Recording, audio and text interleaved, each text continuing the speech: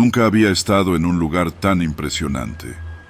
El departamento estaba en un edificio Art Deco que parecía salido de una película de los años 40. La fachada era impecable. Balcones con barandales de hierro forjado, ventanas amplias con marcos simétricos y un portón de madera maciza que parecía prometer que solo lo mejor pasaba detrás de esas paredes.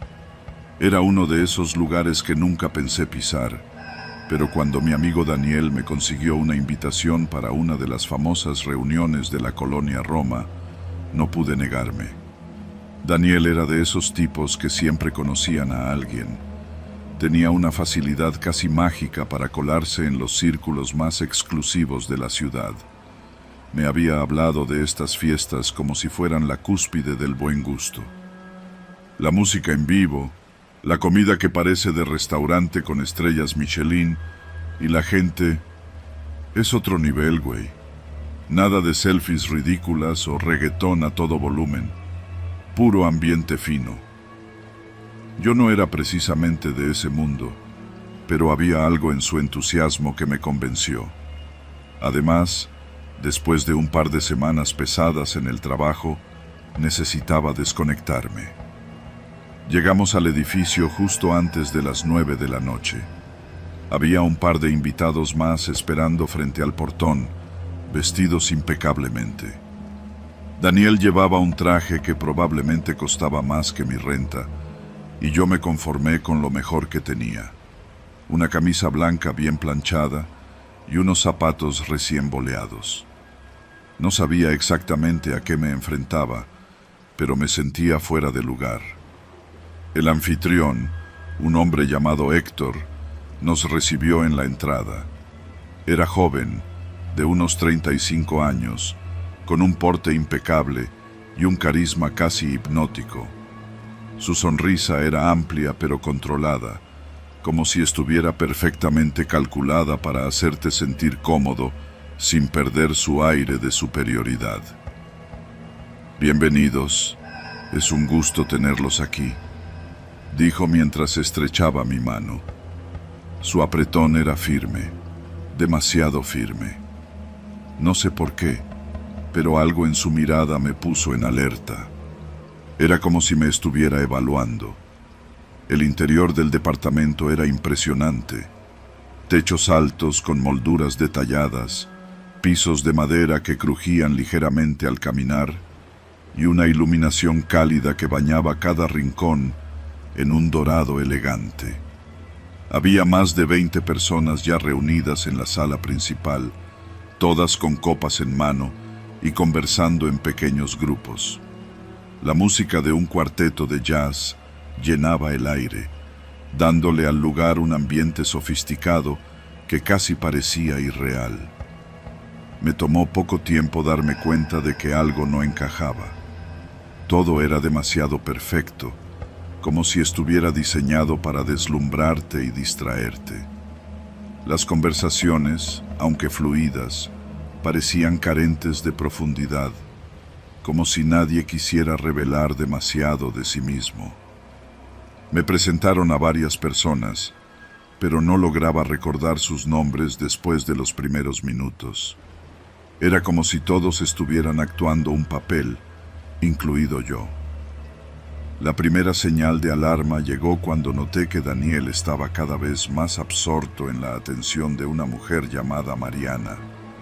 Ella era deslumbrante. Cabello negro perfectamente alisado, un vestido rojo que parecía hecho a medida y una sonrisa que podía convencerte de cualquier cosa. Daniel parecía hechizado, siguiendo cada uno de sus movimientos como si hubiera olvidado que yo existía. Pero lo más extraño fue que Mariana no dejaba de mencionarle lo exclusivo que era estar ahí. No cualquiera tiene la suerte de ser invitado, ¿sabes? Héctor tiene un ojo increíble para elegir a las personas adecuadas. Y tú, Daniel, tienes algo especial, ¿sabes? Dijo mientras le colocaba una mano en el brazo. Me alejé un momento para servirme algo de beber. La mesa del bar estaba cargada con botellas de vino carísimo y licores que nunca había visto en mi vida. Mientras llenaba mi copa, un hombre de cabello entrecano se acercó a mi lado.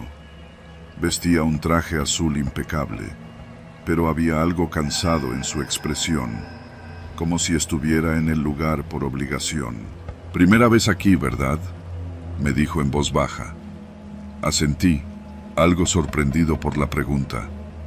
«Disfruta la noche, pero no te confíes.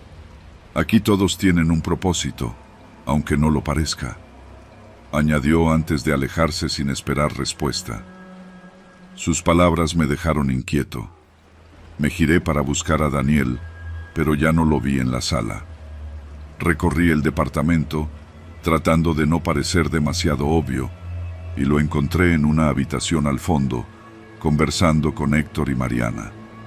La puerta estaba entreabierta, así que no pude evitar escuchar parte de la conversación. «Es un compromiso, Daniel, pero créeme, es por el bien de todos. Una vez que lo entiendas, no querrás salir de aquí», decía Héctor con un tono casi paternal.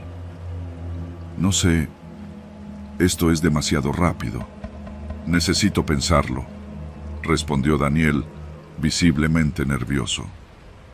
Mariana colocó una mano en su hombro, con esa sonrisa que empezaba a parecer más una máscara que una expresión genuina. «No te preocupes, siempre hay tiempo para adaptarse, pero ya estás aquí. Eso significa algo, ¿no crees?».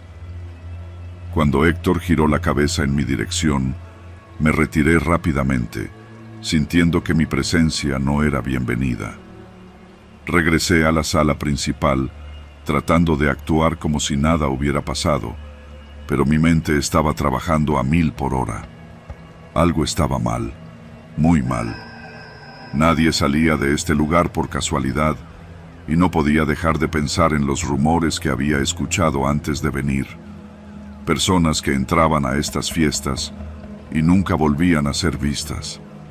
Al principio pensé que eran exageraciones, pero ahora no estaba tan seguro. Cuando por fin encontré a Daniel nuevamente, su expresión había cambiado. Parecía más tranquilo, pero de una manera inquietante, como si ya no le importara lo que estaba pasando. Intenté convencerlo de que nos fuéramos, pero solo se rió y me dijo que estaba exagerando. «Relájate, güey. Esta gente es increíble. Nada de qué preocuparse». No pude quedarme más tiempo. Inventé una excusa para salir antes de que la noche terminara, pero Daniel decidió quedarse. Esa fue la última vez que lo vi. No respondió a mis mensajes ni a mis llamadas los días siguientes. Fui a su departamento, pero nadie me abrió la puerta. Pregunté a sus vecinos, pero ninguno lo había visto. Era como si se lo hubiera tragado la tierra. Intenté volver al edificio Art Deco, pero nadie me abrió el portón. El lugar parecía vacío, aunque las luces seguían encendidas en el departamento. Fui a la policía, pero ellos no tomaron mi denuncia en serio. «Seguro anda de fiesta por ahí», dijeron. Ahora, cada vez que paso por la colonia Roma, no puedo evitar mirar hacia ese edificio, preguntándome cuántos más han entrado y nunca han salido. Lo peor de todo es que sé que Daniel no fue el único. Nadie sospecha de ellos, porque saben cómo elegir a sus víctimas. Personas que no serán extrañadas por mucho tiempo, personas como tú o como yo.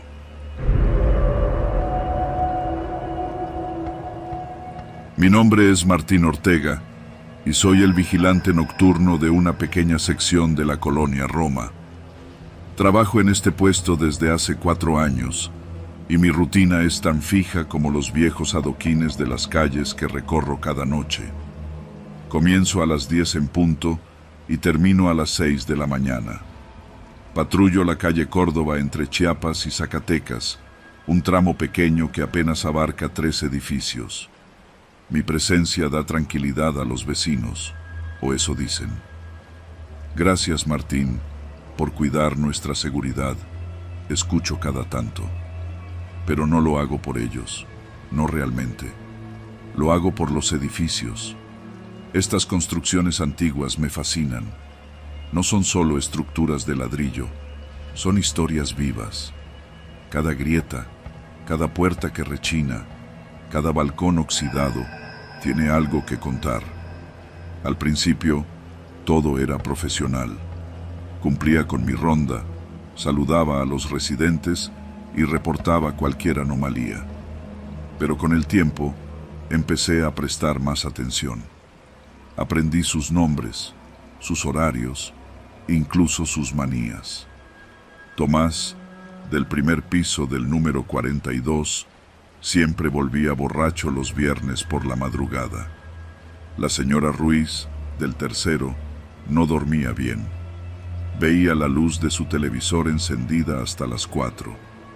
Y luego estaba Natalia, del edificio contiguo, una mujer joven y reservada que salía a correr cada noche, justo a las 10:30. Lo que realmente desató mi obsesión fue algo simple. Una noche, mientras patrullaba frente al edificio 46, vi a un hombre estacionar un auto de lujo y bajar tambaleándose con una mujer que no era su esposa. Reconocí al tipo de inmediato. Era Héctor, del segundo piso. Había intercambiado un par de palabras con él antes, siempre con ese aire de superioridad que me provocaba ganas de escupirle en los zapatos. Observé cómo entraba al edificio con la mujer, riendo sin preocuparse por si alguien lo veía. Al día siguiente, mientras tomaba mi café en el puesto de la esquina, la esposa de Héctor pasó frente a mí con su hija pequeña de la mano. Me saludó amablemente. Algo en su sonrisa, tan inocente, tan ajena a lo que yo sabía, me hizo sentir incómodo. Esa noche, durante mi ronda, decidí tomar acción. Abrí el portón del edificio 46 con mi llave maestra. Sí, tengo una. No debería, pero nadie lo sabe. Subí al segundo piso, donde vivía Héctor, y le dejé un recuerdo. Solo fue una advertencia. Una bolsa de basura rota justo frente a su puerta, con su contenido desparramado. Nada demasiado grave, pero suficiente para incomodarlo. Me quedé escondido en un rincón del pasillo, observando. Cuando salió y vio el desastre, lo escuché maldecir en voz baja. Era un placer pequeño, casi infantil, pero despertó algo en mí. A partir de ahí, comencé a recopilar información. Cada detalle de sus vidas se convertía en una pieza de un rompecabezas que solo yo podía armar. No necesitaba espiar mucho. La mayoría de las cosas las obtenía escuchando conversaciones casuales o simplemente observando. Pronto supe que Tomás del primer piso era un perdedor que gastaba el dinero de su madre en apuestas, que Natalia, la corredora, lloraba en silencio cuando pensaba que nadie la veía, que la señora Ruiz estaba endeudada hasta el cuello porque había intentado salvar su negocio de telas en la Merced. Eran miserables, todos ellos. No merecían vivir en estos edificios hermosos, en esta colonia con tanta historia. Yo sí. Yo entendía el valor de cada rincón, de cada detalle arquitectónico. Ellos solo los ocupaban, los desgastaban, los ensuciaban. Mi primera acción real fue contra Tomás. Una noche lo vi regresar tambaleándose más borracho de lo habitual. Me acerqué con mi linterna y fingí estar preocupado. «Tomás, ¿todo bien?», le pregunté con la voz más neutral que pude. Me miró con los ojos inyectados de alcohol y me empujó. «Déjame en paz, cabrón». Sonreí. No dije nada. Simplemente me aseguré de que entrara a su departamento sin caerse por las escaleras. Luego, esperé. Cuando el edificio quedó en silencio, coloqué un pedazo de madera pequeña en la cerradura de su puerta. No podría abrirla desde dentro. A las 5 de la mañana, encendí discretamente una alarma de incendio que había manipulado antes. Los vecinos salieron corriendo al pasillo en pánico, golpeando la puerta de Tomás, que no podía salir. Fue un espectáculo ver cómo finalmente lograron derribarla. Nadie entendió cómo había quedado atorada. Tomás dejó de beber tanto después de eso. Un éxito, pensé. Sin embargo, la situación comenzó a complicarse con Natalia. Me obsesioné con ella. Su rutina nocturna, su figura delgada moviéndose entre las sombras. Todo en ella me intrigaba. Comencé a seguirla, asegurándome de que nunca estuviera sola. Una noche, fingí encontrarme con ella por casualidad. «Es peligroso correr a estas horas», le dije con una sonrisa amable. «Por eso corro cerca de los edificios, para que tú estés cerca», respondió sin mirarme. Esa respuesta me llenó de algo que no entendí del todo. ¿Miedo? ¿Culpa? No estaba seguro, pero seguí viéndola todas las noches, hasta que un día simplemente desapareció. No volvió a salir a correr. Los residentes comenzaron a notar el patrón. Héctor fue el primero en decir algo. Un día, mientras tomaba su café en el balcón, comentó en voz alta a un vecino: «¿No te parece raro que siempre pase algo después de que hablamos con Martín?». Esa frase comenzó a extenderse como un rumor venenoso. No tardó en llegar a mis oídos, pero no me preocupé. Ellos no tenían pruebas. Hasta que una noche, al dar mi ronda, encontré un sobre bajo la puerta de la caseta de vigilancia. Dentro había una nota escrita a mano: «Sabemos lo que haces. Esto se acabó». Esa misma noche, mientras patrullaba el edificio 46, escuché pasos detrás de mí. Apagué mi linterna y me giré, pero no había nadie. Continué caminando, más alerta que nunca. Al llegar a la esquina, sentí un golpe seco en la cabeza. Lo último que vi antes de caer fue la silueta de 3 hombres. Reconocí a Héctor y a Tomás entre ellos. Cuando desperté, estaba tirado en un callejón, con las llaves de mi caseta desaparecidas y la cara llena de sangre. Supe, en ese momento, que mi tiempo en la colonia Roma había terminado. Ellos se quedaron con sus edificios, pero yo aún los recuerdo. Cada ladrillo, cada balcón, cada puerta que rechinaba. Esas historias no son suyas, son mías, y algún día volveré por ellas.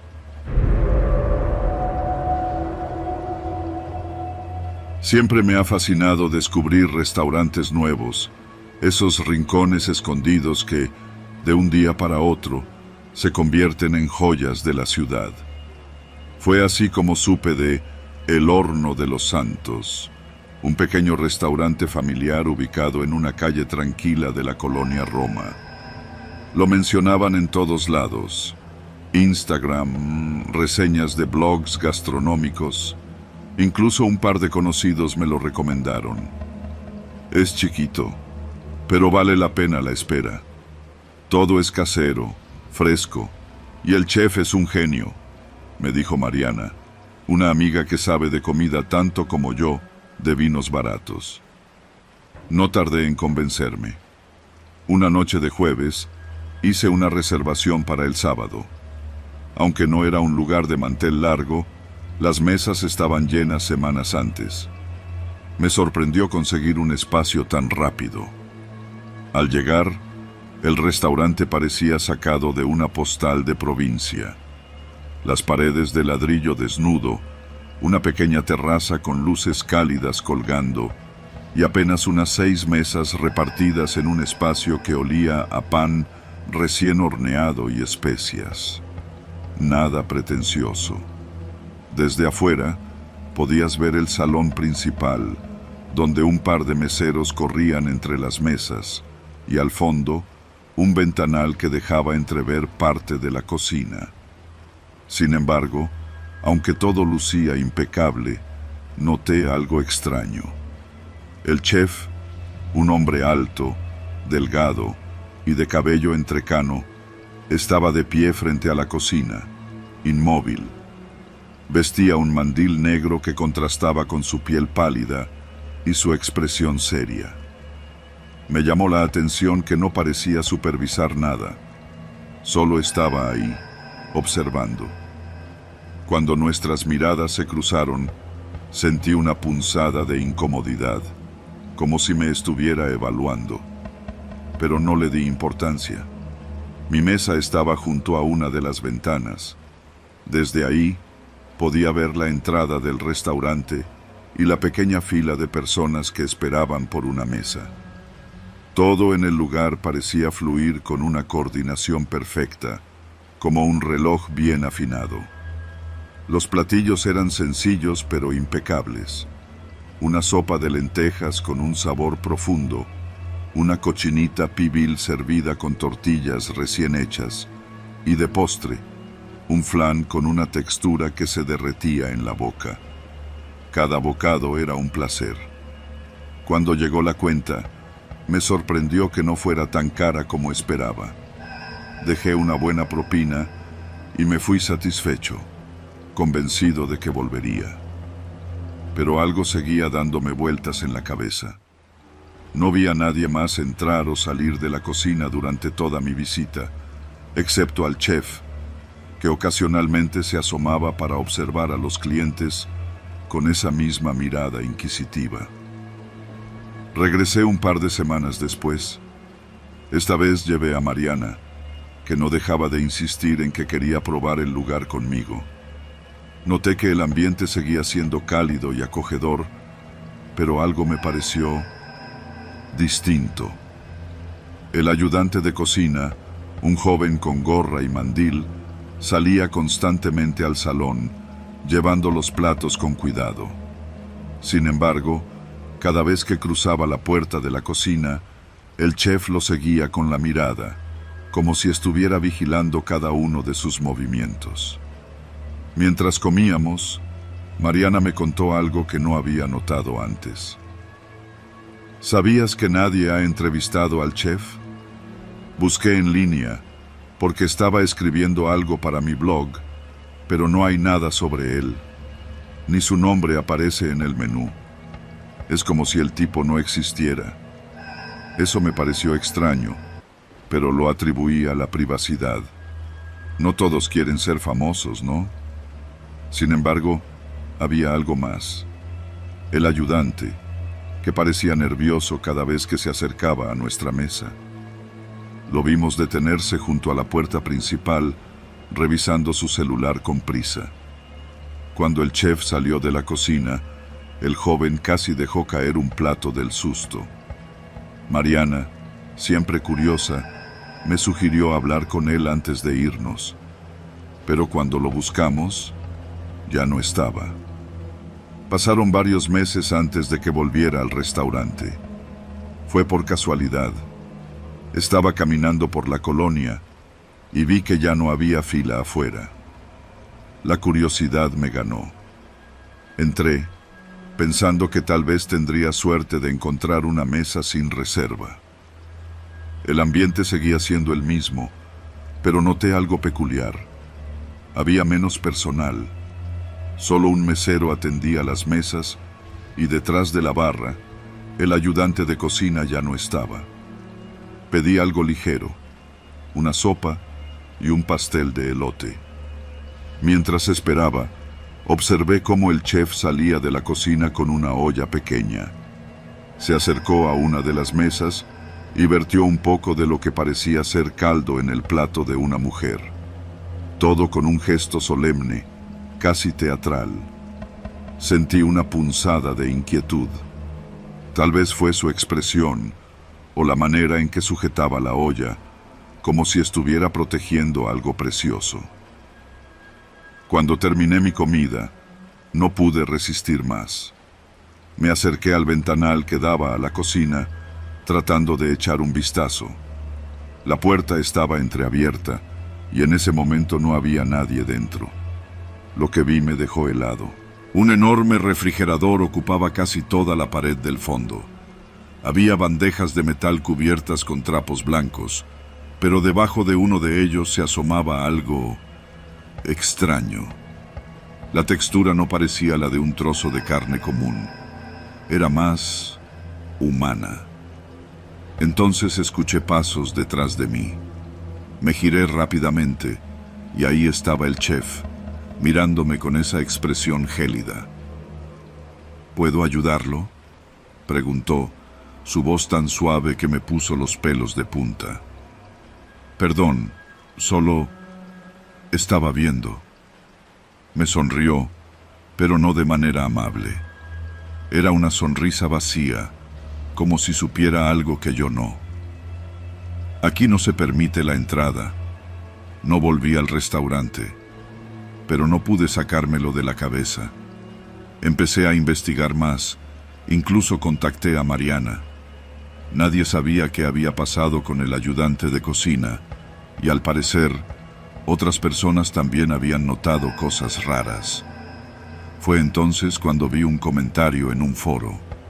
Alguien decía que había trabajado en el horno de los Santos y que después de unos días renunció porque no podía soportar el olor en el sótano. Sótano. Regresé una última vez, dispuesto a averiguar la verdad. Llegué al restaurante justo antes de que cerraran, fingiendo querer hablar con el chef para una reseña. La mesera dudó, pero me dejó pasar. El chef me recibió en la cocina, su expresión impasible. Rápido, tengo trabajo que hacer. Ahí lo vi. Una puerta metálica al fondo, ligeramente entreabierta. Cuando el chef volteó, aproveché para acercarme.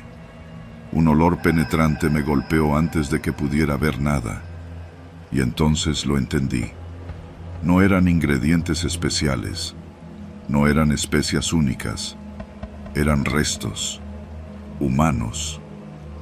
El grito quedó atrapado en mi garganta. No sé cómo salí de ahí.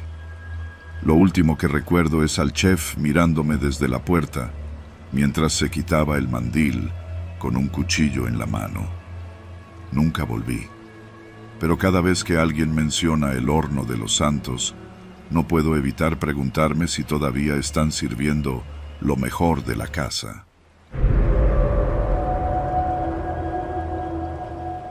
Mi primera impresión de la casona en la colonia Roma fue como la de cualquiera que la visitara por primera vez. Era hermosa, de esas que parecen atrapadas en el tiempo. Los altos muros de ladrillo envejecido, las ventanas con marcos de madera pulida y los balcones cubiertos de enredaderas daban la sensación de que aquel lugar respiraba arte y bohemia. Había llegado hasta ahí porque mi amiga Lorena, actriz emergente y siempre obsesionada con la idea de ser descubierta, me había convencido de acompañarla a una sesión con Guillermo Castillo, un fotógrafo reconocido por capturar lo que él llamaba la verdadera esencia de sus modelos. Guillermo era un hombre en sus 40s, elegante y de palabras medidas. Había algo en su manera de hablar que te hacía sentir visto, como si en lugar de solo mirarte, pudiera escarbar en tus pensamientos. La cámara es un espejo honesto, decía, mientras su mano acariciaba su vieja Leica como si fuera un objeto sagrado. Yo nunca me sentí cómodo bajo su mirada, pero Lorena insistía. Es un genio. Dice que ve en mí algo especial, algo que los demás no ven. Me quedé a su lado mientras él ajustaba luces y revisaba ángulos. El estudio era amplio, con paredes forradas de fotografías en blanco y negro, cada una más provocadora que la anterior. Algunas eran simples retratos, otras composiciones inquietantes que hacían que mi estómago se retorciera sin saber por qué. La sesión duró varias horas. Al principio, Lorena se veía emocionada, posando con confianza, pero conforme avanzaba la tarde, algo cambió en su expresión. Guillermo le pedía posturas cada vez más incómodas, menos naturales. Abandona tus miedos, muéstrame tu vulnerabilidad, repetía como un mantra. Cuando por fin terminó, Lorena salió del estudio agotada. Creo que nunca me había sentido tan expuesta, me dijo en el taxi de regreso. Aunque lo dijo con una sonrisa, noté que no dejó de frotarse los brazos, como si quisiera borrar algo que se le hubiera pegado en la piel. Un par de semanas después, Lorena empezó a comportarse extraño. Dejó de contestarme los mensajes y cuando por fin logré verla, estaba pálida y nerviosa. Me mostró su celular. Alguien le había enviado un correo desde una dirección anónima con varias fotos de la sesión. No eran las tomas finales que Guillermo le había prometido, sino otras, capturadas en los momentos entre poses. La mirada perdida, la ropa desordenada, los hombros tensos. Había algo profundamente íntimo en esas imágenes, algo que la hacía parecer vulnerable, rota. Junto con las fotos venía un mensaje. Tu carrera puede despegar o acabar en un instante. Todo depende de ti. Sé discreta y haz lo que te diga. Pronto sabrás más. Intenté convencerla de que fuera a la policía, pero se negó. ¿Y si es Guillermo? Él tiene contactos. Podría arruinarme, dijo casi llorando. Esa noche no dormí. Algo en esa casona, en esa sesión, no dejaba de rondarme la cabeza. Unos días después, Lorena dejó de responder por completo. Fui a su departamento y la casera me dijo que llevaba 3 días sin verla. La angustia me carcomía, pero lo peor vino cuando otra amiga, Marcela, también mencionó haber posado para Guillermo poco tiempo atrás y haber recibido un mensaje similar al de Lorena, solo que en su caso, junto con las fotos había una amenaza más explícita. Un video donde ella aparecía dormida en lo que parecía ser una cama desconocida. Si hablas con alguien, esta será la portada de tu caída, decía el mensaje. Decidí investigar por mi cuenta. No podía ignorar la conexión entre Guillermo y los mensajes. Empecé por las redes sociales, buscando publicaciones recientes de modelos que hubieran trabajado con él. Me di cuenta de algo perturbador. Varias de las chicas que mencionaban haber tenido sesiones con él no habían publicado nada desde entonces. Era como si se hubieran desvanecido. Fui a la casona una tarde, fingiendo estar interesado en una sesión. Guillermo me recibió con su usual sonrisa encantadora. Mientras hablábamos, noté que en una esquina del estudio había una caja de cartón mal cerrada. Dentro, sobres manila con nombres escritos a mano. Aproveché un momento en el que se ausentó para abrir uno. Era el de Lorena. Había más fotos de ella, junto con notas escritas en una letra pulcra y precisa. Insegura, ambiciosa, presionarla con la imagen de fracaso. Sentí que me faltaba el aire. Antes de que pudiera salir, Guillermo apareció detrás de mí. ¿Te gusta lo que ves?, preguntó con voz firme. Intenté justificarme, pero él solo sonrió. ¿Sabes? No todos están hechos para entender mi trabajo. Pero tú podrías ser interesante. Tienes esa mezcla de curiosidad y miedo que captura también la cámara. Logré escapar de la casona esa vez, pero Guillermo me llamó al día siguiente. No contesté. Luego empezaron a llegar mensajes, fotos de mí en la calle, en el mercado, incluso entrando a mi edificio. Era una advertencia. Me estaba diciendo que sabía dónde estaba todo el tiempo. Fui a la policía, pero como era de esperarse, no hicieron nada. Sin pruebas concretas y con la reputación de Guillermo como respaldo, me dijeron que estaba paranoico. Decidí volver a la casona una noche. Entré forzando una ventana lateral. El lugar estaba en penumbras, pero había un sonido constante, como un zumbido bajo. Seguí el ruido hasta un sótano al que no había tenido acceso antes. Ahí encontré un cuarto oscuro, lleno de equipos de revelado y decenas de fotos colgadas en sogas. Pero no eran solo retratos. Eran imágenes tomadas sin que los modelos lo supieran, en sus casas, en la calle, en momentos de completa intimidad. Entre las fotografías también encontré documentos con direcciones, hábitos y nombres tachados. Al fondo, una puerta metálica llevaba a otra habitación. Cuando la abrí, casi vomité. Había ropa y objetos personales de varias personas, incluyendo una blusa que reconocí como de Lorena. Sentí pasos detrás de mí. Guillermo estaba ahí, tranquilo, con una pistola en la mano. «Eres más valiente de lo que pensaba», dijo, casi divertido. «Pero ya sabes demasiado». Traté de hablar, de distraerlo, mientras buscaba una salida. Fue entonces cuando escuché sirenas. Había dejado mi ubicación compartida con Marcela antes de entrar. Ella había llamado a la policía. Guillermo intentó huir, pero lo detuvieron al salir. El caso sacudió a la colonia Roma. Los medios se llenaron de historias de modelos desaparecidas y de cómo Guillermo usaba las fotografías para manipularlas y, en algunos casos, destruirlas por completo. Nunca encontraron a Lorena, pero las pruebas del sótano fueron suficientes para llevarlo a prisión. Hasta hoy, no puedo mirar una cámara sin sentir un nudo en el estómago.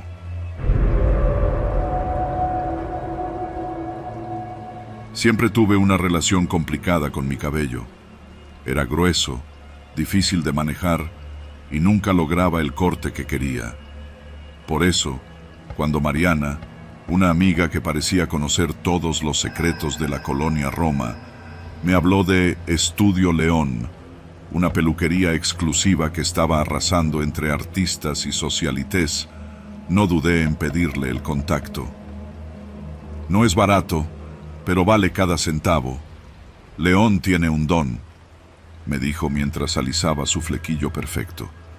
«No es solo un corte, es una experiencia». Lo que más me llamó la atención fue cómo hablaba del lugar, como si no fuera una simple peluquería, sino un templo del estilo. Tienen sillones de cuero importado y siempre te ofrecen café o champaña.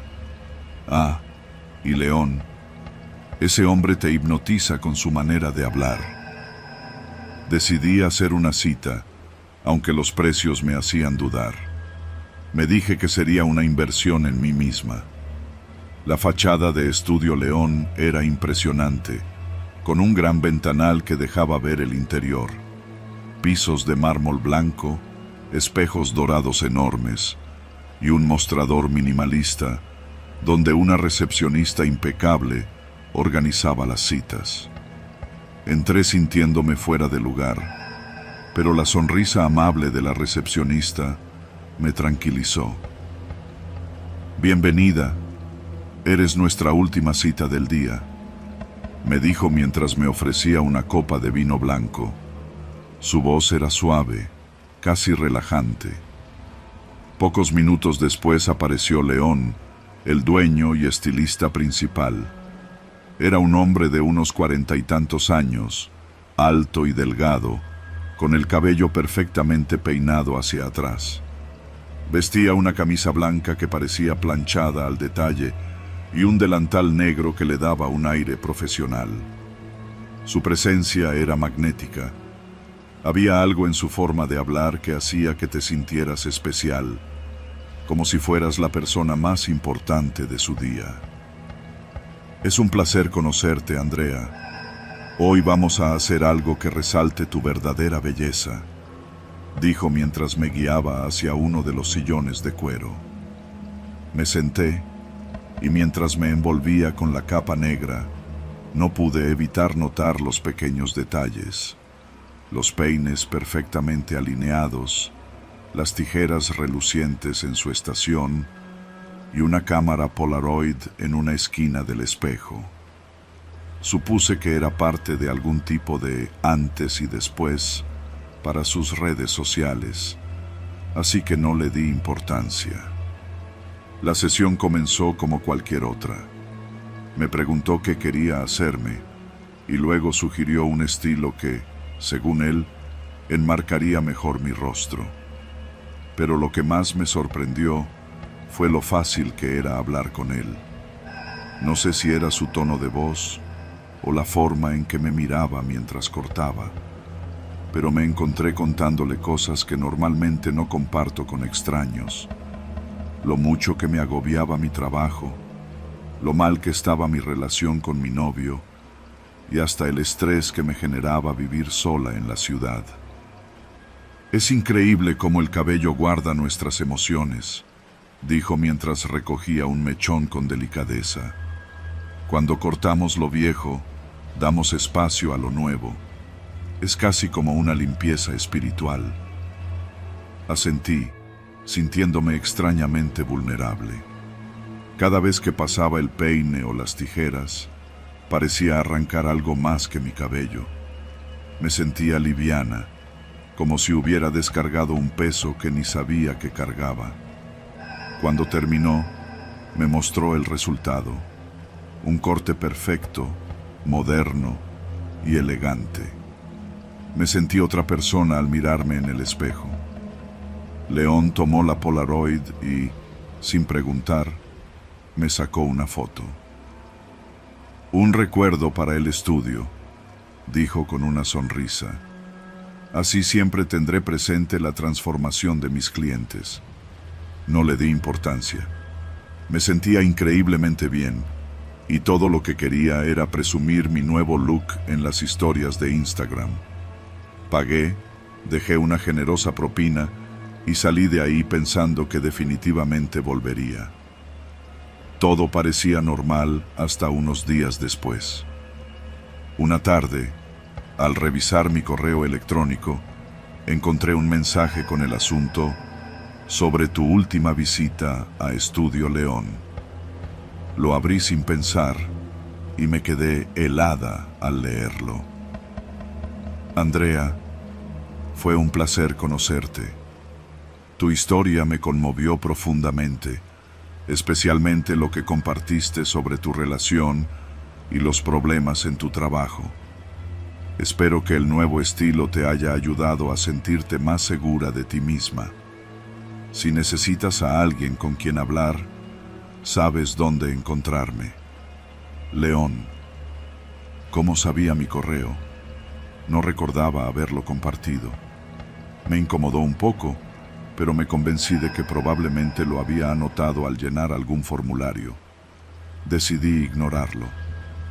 Sin embargo, la incomodidad creció cuando una semana después encontré en mi buzón un sobre sin remitente. Dentro había una copia de mi foto Polaroid.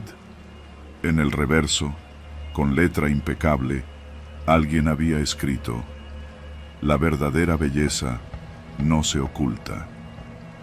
Mi piel se erizó. Esto ya no era normal. Busqué el número del estudio y llamé para pedir explicaciones.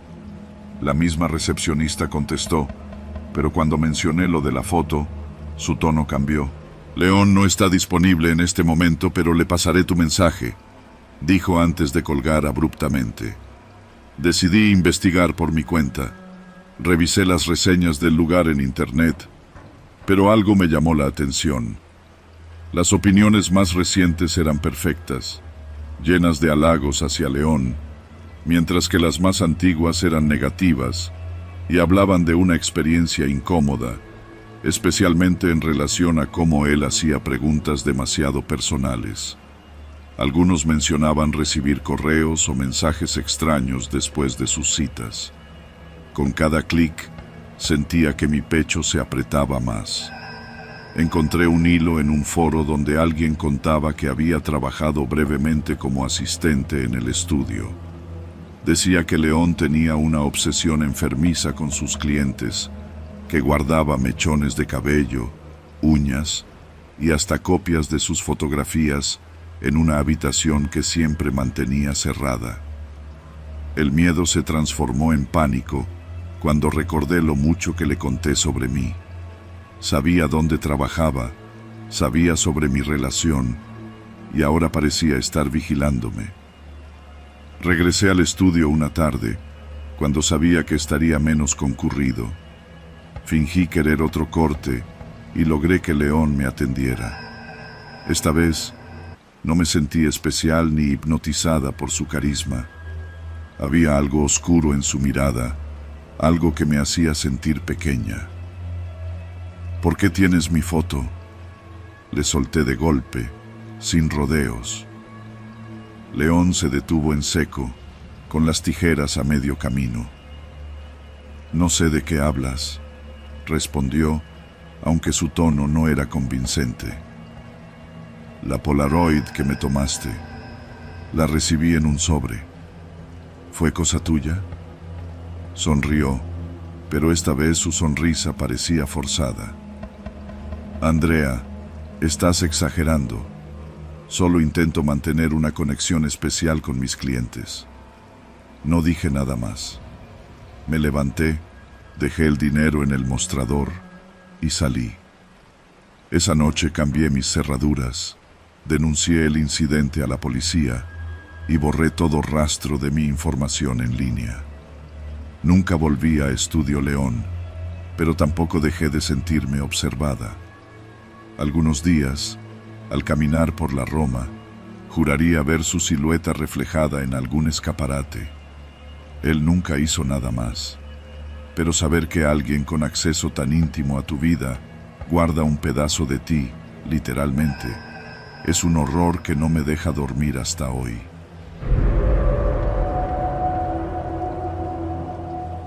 Cuando encontré el anuncio de renta en la colonia Roma, supe que era una oportunidad que no podía dejar pasar. Edificio tranquilo, vecinos amables, ambiente seguro, decía el aviso en el periódico. Las fotos mostraban un departamento pequeño pero bien iluminado, con un balcón que daba a una calle tranquila, adornada por árboles frondosos. Era perfecto para mí, que acababa de mudarme sola a la Ciudad de México después de un divorcio complicado en Monterrey. El día que llegué, los vecinos se presentaron con un entusiasmo casi teatral. Desde el primer piso salió un hombre mayor con su esposa, ambos con sonrisas tan amplias que parecían pintadas. «Bienvenida, señorita. Qué gusto tenerla aquí», dijo él, mientras su esposa sostenía un plato de galletas envueltas en celofán. En el segundo piso vivía una joven pareja, Gabriela y Mauricio, que también me recibieron con una botella de vino. Y en el tercero estaba la señora Lourdes, una mujer robusta de cabello perfectamente teñido, que inmediatamente me recordó a mi tía abuela, amable en apariencia, pero con ojos que parecían juzgarlo todo. Todo era demasiado perfecto, como si la bienvenida estuviera ensayada. Los primeros días fueron agradables. La gente me saludaba siempre con entusiasmo y el edificio estaba sorprendentemente limpio. Aquí todos contribuimos para mantener la armonía, me dijo Gabriela mientras me daba un recorrido por los alrededores.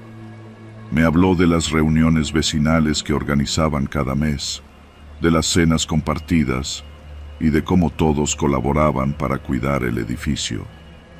Pero hubo algo que me llamó la atención. En la entrada del edificio había un pizarrón blanco con notas escritas a mano. Por favor, no dejar zapatos fuera de los departamentos. Se ruega mantener bajo el volumen de la música. Y, lo más extraño, recuerde, este es un espacio de armonía y respeto. Pensé que era un simple reflejo del orden que buscaban mantener, pero no tardé en descubrir que ese orden tenía un costo. Una noche, después de un día largo de trabajo, subí al balcón a fumar un cigarro.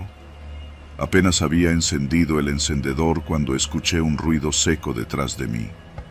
Al voltear, encontré a la señora Lourdes parada en su balcón, observándome fijamente con los brazos cruzados. «Aquí no se fuma», dijo sin levantar la voz, pero con un tono firme que me heló por dentro. «Lo siento, no sabía», respondí, apagando el cigarro de inmediato. Ella sonrió, aunque sus ojos seguían clavados en mí, como si estuviera evaluándome. «Recuerde que esta es una comunidad de armonía». Esa frase se repitió en mi cabeza durante horas. Poco a poco empecé a notar cosas extrañas. Una mañana, Gabriela me comentó casualmente que Mauricio había olvidado sacar la basura en su día asignado. Fue un error, claro, pero ya sabes cómo es la señora Lourdes. Le dejó una nota pegada en la puerta del departamento. ¡Qué pena! Gabriela rió nerviosamente, pero no parecía divertido. Otro día, vi cómo un hombre del edificio de enfrente intentaba estacionar su coche frente a nuestro edificio. Mauricio salió de inmediato y con una amabilidad pasiva-agresiva le pidió que se moviera porque era un espacio para visitas del edificio. El hombre apenas discutió antes de retirarse, pero pude ver la tensión en sus hombros mientras se alejaba. Y luego estaba yo. Aunque intentaba seguir todas las reglas, parecía que siempre hacía algo mal. Una vez dejé la ropa tendida en mi balcón durante un día lluvioso, y al día siguiente encontré un paraguas roto tirado frente a mi puerta. Otra vez, regresé tarde de una cena con amigos y descubrí que alguien había llenado la cerradura de mi departamento con pegamento. La gota que derramó el vaso llegó un viernes por la noche, cuando decidí no asistir a una de las reuniones vecinales mensuales. Estaba agotada y solo quería descansar, pero al parecer, mi ausencia no pasó desapercibida. Al día siguiente, mientras bajaba las escaleras, noté que los vecinos evitaban mirarme. La señora Lourdes, que siempre me saludaba con una sonrisa forzada, ni siquiera levantó la vista. Gabriela, con quien había compartido varias tardes de café, solo me lanzó un murmullo ininteligible. Esa misma noche, escuché un golpe fuerte en mi puerta. Cuando abrí, no había nadie, pero alguien había dejado un sobre con una nota en el piso. En este edificio, valoramos la convivencia. No rompa la armonía. Fue la primera vez que sentí verdadero miedo. Decidí investigar. Me hice amiga de un repartidor que solía dejar paquetes en el edificio y le pregunté si sabía algo de mis vecinos. Él se mostró reticente al principio, pero después de un par de cervezas me confesó que el edificio tenía fama. Dicen que antes vivía una señora que tenía un perro. Siempre la molestaban porque ladraba mucho. Un día, el perro desapareció y nadie volvió a saber de ella. Esa noche, apenas pude dormir. Cada pequeño ruido me hacía sobresaltarme. El crujir de las maderas del piso, las tuberías resonando, las voces apagadas de los vecinos que parecían cuchichear detrás de las paredes. Finalmente, el domingo decidí confrontar a Lourdes. Quería respuestas. Quería saber qué clase de monstruosidad estaba ocurriendo detrás de esas caras sonrientes. Cuando toqué su puerta, me abrió con la misma expresión de siempre, amable, pero vacía. Necesitamos hablar, le dije sin rodeos. Ella me dejó pasar. Su departamento era impecable, decorado con muebles antiguos y paredes cubiertas de fotografías familiares. Pero en la mesa del comedor había un cuaderno. Lo reconocí de inmediato. Era un registro con los nombres de todos los inquilinos, sus horarios, sus actividades. Al lado de mi nombre estaba escrito: no se adapta. ¿Qué significa esto?, pregunté, levantando el cuaderno. Lourdes suspiró, como si yo fuera una niña que no entendía las reglas de un juego simple. Significa que este edificio necesita equilibrio. Algunos encajan, otros no. La puerta detrás de mí se abrió de golpe, y cuando volteé, vi a Gabriela y Mauricio de pie en el umbral. Es por el bien de todos, ¿sabes?, dijo Mauricio, cerrando la puerta con llave. Fue en ese momento que entendí lo que realmente significaba la armonía en este edificio, y que yo no formaba parte de ella.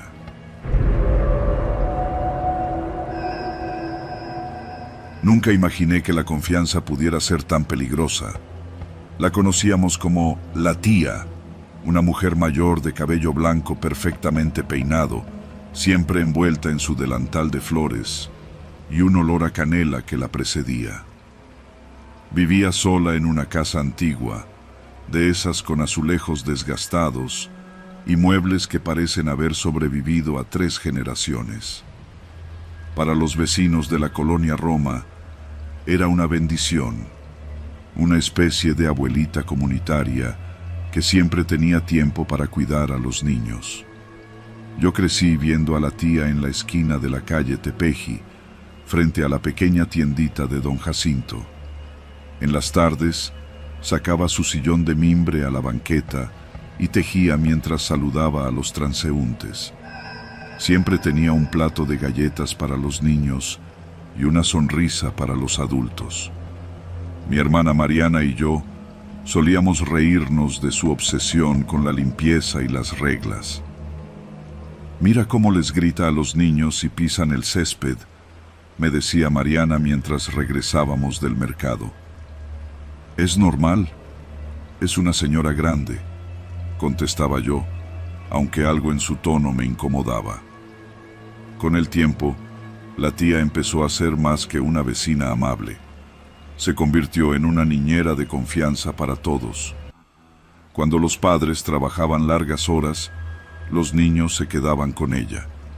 Los pequeños salían de su casa con mantecadas en las manos y cuentos sobre princesas y dragones. La adoraban. Pero, como descubrí después, no todos salían sonriendo. Todo empezó con Mateo, el hijo de Karina, una amiga cercana de la familia. Mateo era un niño inquieto, de esos que no pueden quedarse quietos ni un minuto.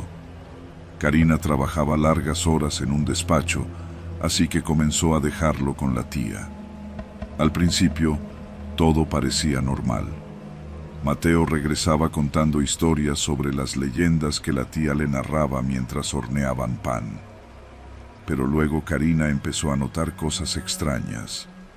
Pequeños moretones en los brazos de Mateo y un comportamiento inusualmente callado. «¿Seguro se cae jugando?», dijo Karina cuando le pregunté, pero su voz sonaba insegura. Poco después, durante una comida en casa, Mateo dejó caer un vaso de agua accidentalmente.